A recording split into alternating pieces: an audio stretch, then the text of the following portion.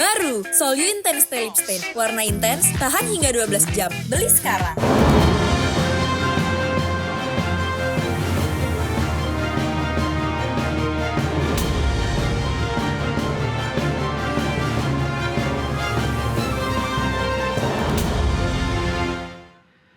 Ya, halo pemirsa, apa kabar Anda hari ini? Kembali berjumpa bersama saya, Prasetyo Wibowo, dalam program Market Review yang akan mengupas isu-isu yang menjadi penggerak ekonomi di tanah air.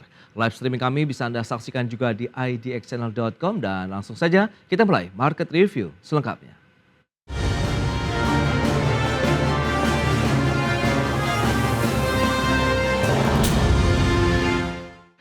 Ya, neraca perdagangan Indonesia kembali mencetak surplus di bulan November 2024 sebesar 2,42 miliar dolar Amerika Serikat. Meski kembali mencetak surplus selama 55 bulan secara beruntun, namun surplus neraca perdagangan juga dibayangi dengan penurunan kinerja ekspor dan impor secara bulanan. Badan Pusat Statistik melaporkan neraca perdagangan Indonesia kembali mencetak surplus sebesar 4,42 miliar dolar Amerika Serikat pada bulan November 2024. Dengan demikian Indonesia mencetakkan surplus neraca perdagangan selama 55 bulan beruntun sejak bulan Mei tahun 2020. Surplus neraca perdagangan bulan November 2024 tercatat lebih tinggi dibandingkan dengan bulan Oktober 2024, yaitu 2,48 miliar dolar Amerika, dan bulan yang sama tahun 2023 lalu sebesar 2,41 miliar dolar Amerika. Kinerja surplus neraca perdagangan Indonesia di bulan November 2024 ditopang oleh kinerja ekspor yang mencapai 24,01 miliar dolar Amerika, sedangkan kinerja impor tercatat 19,59 miliar dolar Amerika Serikat. Neraca perdagangan Indonesia telah mencatatkan surplus selama 55 bulan berturut-turut sejak Mei 2020.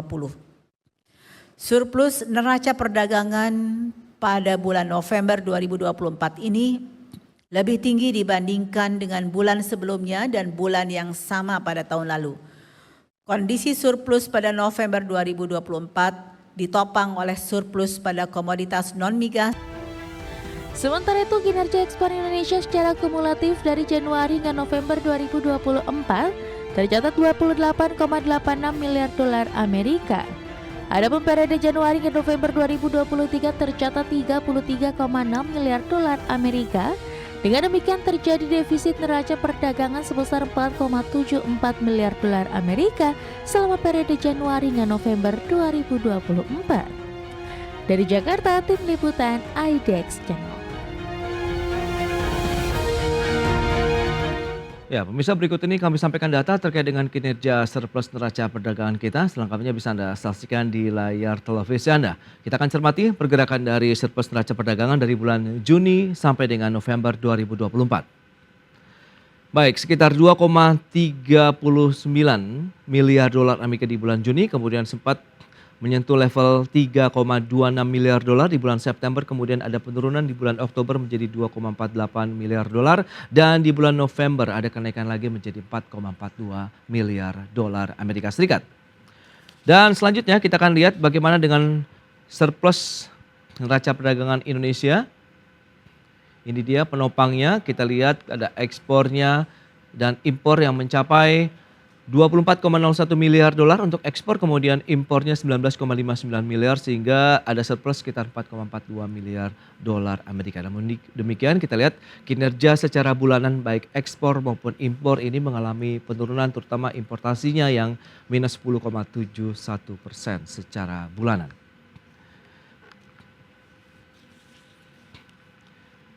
Ya, pemirsa, untuk membahas tema kita neraca perdagangan surplus selama 55 bulan beruntung, kita sudah tersambung melalui Zoom bersama dengan Bapak Tauhid Ahmad.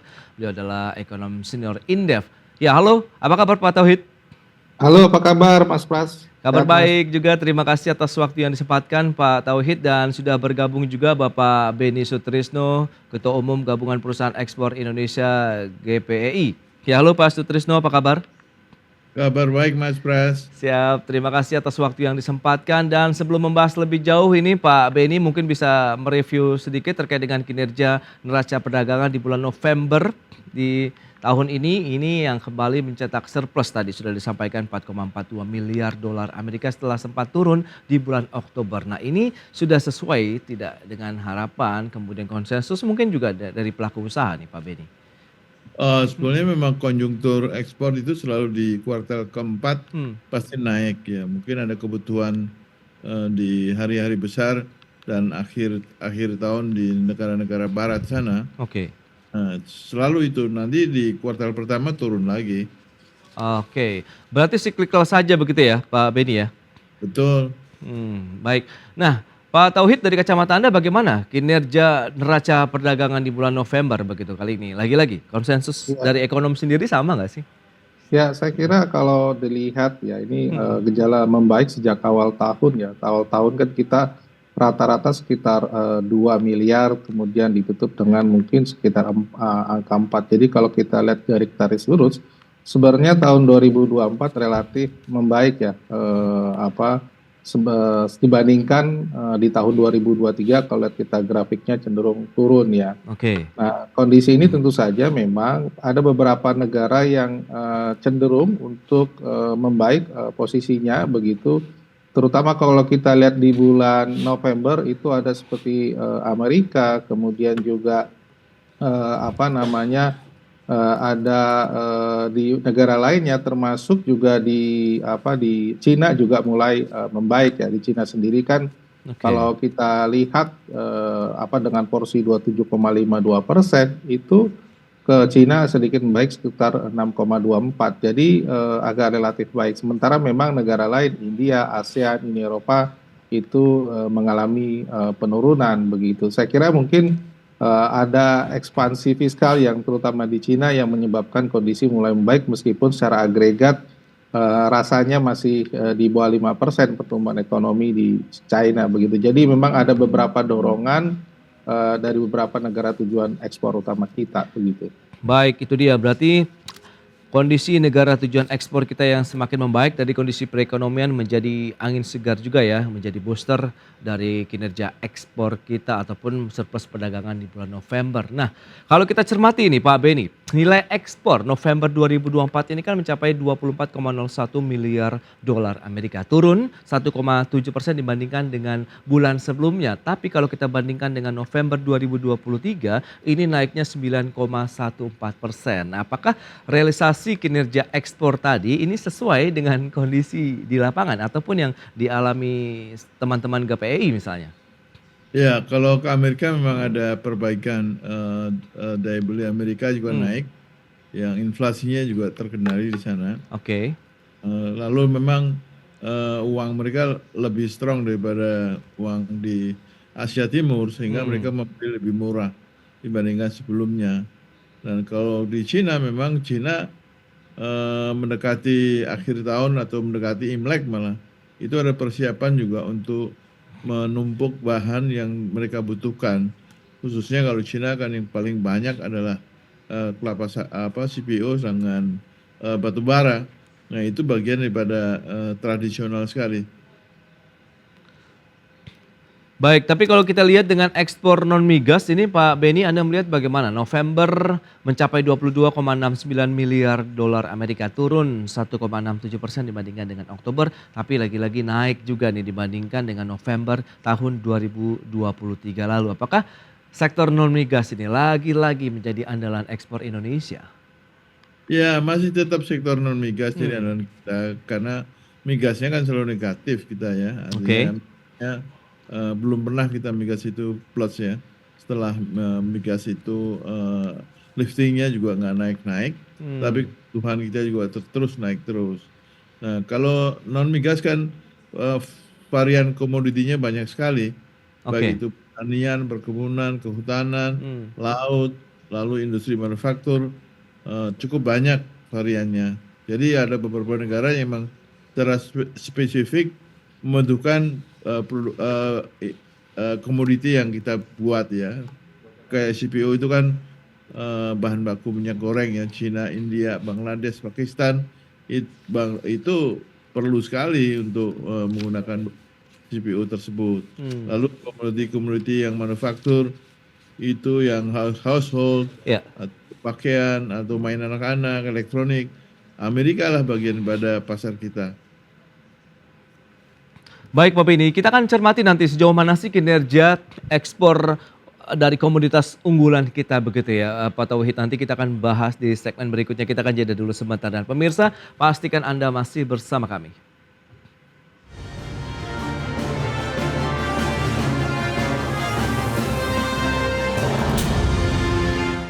Ya, terima kasih Anda masih bergabung bersama kami dalam Market Review. Pemirsa, berikut ini kembali kami sampaikan data untuk Anda terkait dengan kinerja ekspor dari komoditas unggulan kita untuk sektor non-migas apa saja. Ya, selengkapnya bisa Anda saksikan di layar televisi Anda data per November 2024. Baik, yang pertama ada batu bara. Nilai ekspornya mencapai 2,62 miliar dolar Amerika. Tapi secara bulanan kita lihat naik 3,82%, sementara tahunannya minus 4,43%. Sementara besi dan baja nilai ekspornya mencapai 2,4 miliar dolar. Secara bulanan maupun tahunan ini sama-sama mengalami kenaikan. Sementara CPO ini menarik. Secara bulannya minus 11,76%, nilai ekspornya 2,09 miliar, tapi kinerja secara tahunan masih tumbuh positif 2,24%. Itu dia untuk kinerja ekspor. Dan berikutnya kita lihat bagaimana dengan kinerja impor komoditas non migas juga begitu. Ada mesin, peralatan mekanis, kinerja secara bulanan maupun tahunan sama-sama negatif. Kemudian yang kedua mesin atau perlengkapan elektrik secara bulanan minusnya 15,49%, sementara tahunan minus 0,09%. Kemudian besi dan baja ini lagi-lagi secara bulanan maupun tahunan kinerja impornya tumbuh negatif. Baik, kita akan lanjutkan kembali perbincangan bersama dengan Bapak Tauhid Ahmad, ekonom senior Indef, dan juga Bapak Beni Sutrisno, Ketua Umum Gabungan Perusahaan Ekspor Indonesia. Baik, kita akan lanjutkan kembali. Pak Tauhid, kalau kita cermati dengan kondisi saat ini dan data-data yang tadi sudah kita sampaikan, ekspor komoditas non-migas unggulan kita masih ada batu bara, kemudian besi dan baja, CPO dan turunannya. Tapi Anda lihat seperti apa untuk yang batu bara dulu. Kalau kita lihat tahunan ini minus 4,43%, sementara CPO juga yang menjadi andalan justru secara bulanannya negatif 11% nih Pak Tauhid. Ya, kalau kita lihat ya untuk batu bara sebenarnya dari segi volume itu menunjukkan peningkatan ya, momentumnya begitu ya.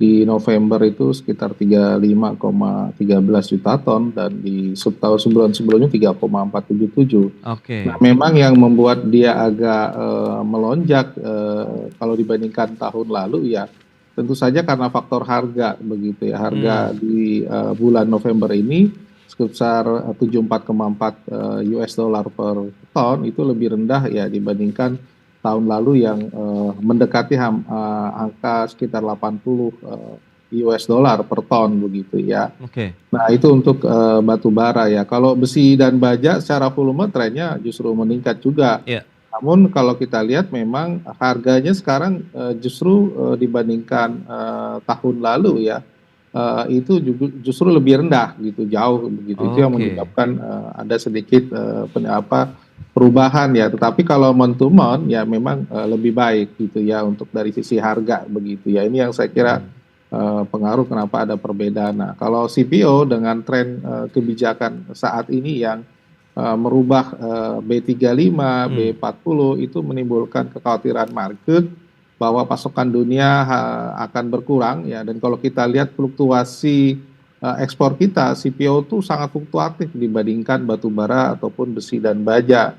Nah, sehingga uncertainty di volume ini sangat berpengaruh ke harga, dan dilihat di pasar trennya dibandingkan tahun lalu maupun bulan lalu meningkat ya.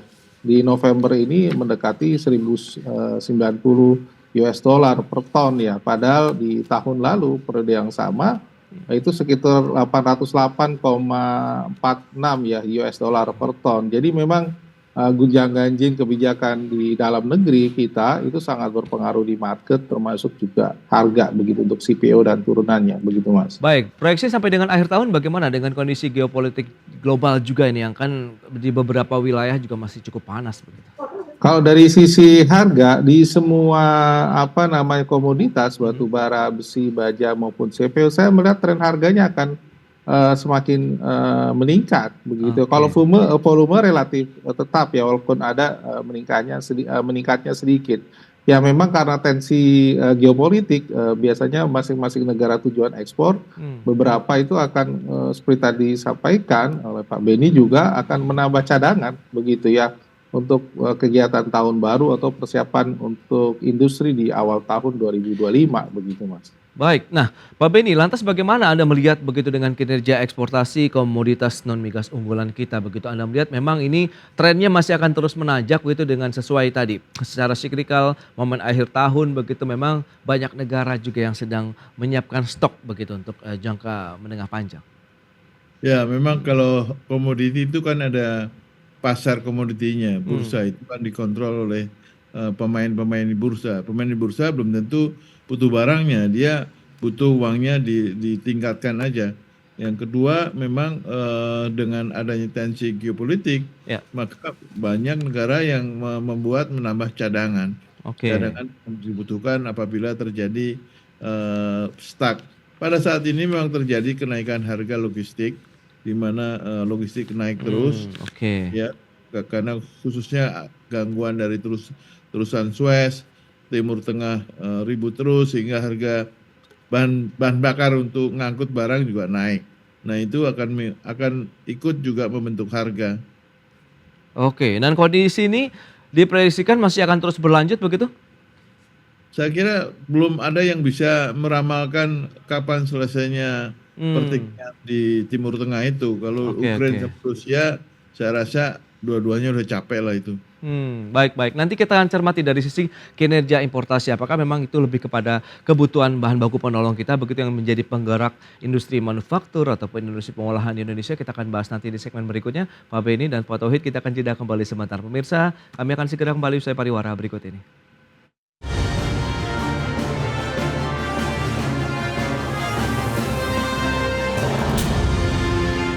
Ya, Anda masih menyaksikan Market Review. Pemirsa, berikut ini dan kita akan lanjutkan kembali perbincangan bersama dengan Bapak Tauhid Ahmad, kemudian Bapak Beni Sutrisno. Baik, nah Pak Beni, kalau kita cermati dari sisi kinerja importasi tadi, beberapa komoditas non-migas unggulan, kita cermati ada mesin, peralatan mekanis, kemudian mesin perlengkapan elektrik, dan juga besi dan baja. Ini ya hampir rata-rata bisa dikatakan semuanya mengalami pertumbuhan yang negatif baik secara bulanan maupun tahunan. Nah, apa yang kita lihat? Apakah berdampak sekali terkait dengan geliat aktivitas industri di dalam negeri nih Pak Beni?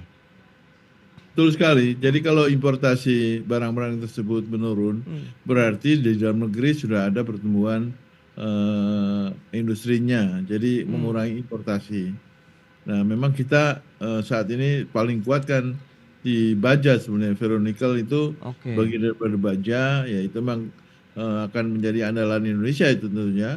Ya, lalu kalau timah pastilah ya, kalau timah itu memang nggak semua negara punya timah, dan pernah terjadi tahunnya saya lupa, pada saat kita hold nggak jual timah di pasar timah, itu harganya langsung loncat gitu ya. Jadi memang harus punya cara sendiri bagaimana meningkatkan harga. Apakah seperti Pak Tauhid mengatakan tadi, kita CPO dijadikan B35, B40, mungkin B50, itu akan ngurangin volume sehingga harga akan terbentuk dengan sendirinya, mekanisme pasar pasti naik harganya. Oke. Nah, Indef sendiri bagaimana Pak Tauhid? Anda melihat begitu dengan penurunan dari importasi beberapa komoditas non-migas tadi. Apakah lagi-lagi PMI manufaktur kita kan ya trennya sedang turun begitu nih Pak Tauhid. Anda melihat apakah ini akan berdampak juga terkait dengan nanti aktivitas produktivitas industri, kemudian aktivitas perekonomian dan ujung-ujungnya pertumbuhan ekonomi kita? Ya, kalau kita lihat ya, terutama kalau month-to-month memang bahan baku penolong itu mengalami penurunan yang luar biasa ya, 11,97, dan juga barang modal juga berkurang 10,77, hanya konsumsi aja yang turunnya kecil. Nah, ini menunjukkan bahwa memang 1 bulan ini PMI kita mengalami penurunan ya, karena yang dibeli juga relatif rendah. Saya duga yang pertama adalah beberapa pasar domestik ini mengalami kekeringan atau kita lihat ya penurunan karena faktor daya beli dan sebagainya, Oke. sehingga ini mempengaruhi utilitas daripada industri kita ya. Kalau kita lihat kan di Oktober tadi turun ke November 11,97, artinya memang terjadi penurunan yang luar biasa ya.